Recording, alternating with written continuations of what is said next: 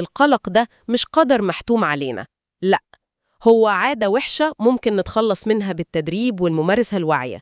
الأدوات موجودة ومجربة، زي المبادئ اللي اتكلمنا فيها والقصص اللي وراها.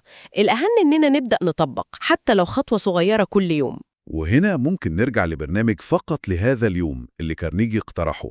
في مجموعة نقط عملية جدا زي خليك سعيد النهارده بس، اتكيف مع الواقع، اهتم بجسمك، قوي عقلك، خليك ودود، عيش النهارده بس وما تحاولش تحل مشاكل حياتك كلها مرة واحدة. الأفكار لوحدها مش بتغير حاجة. القوة الحقيقية بتيجي لما نحولها لعادات بنعملها كل يوم. ونقطة أخيرة كده نفكر فيها بعد ما خلصنا كلامنا النهارده. لو كل واحد فينا بص على بنود برنامج فقط لهذا اليوم ده، يا ترى إيه أكتر نقطة حاسس إنها صعبة عليه دلوقتي؟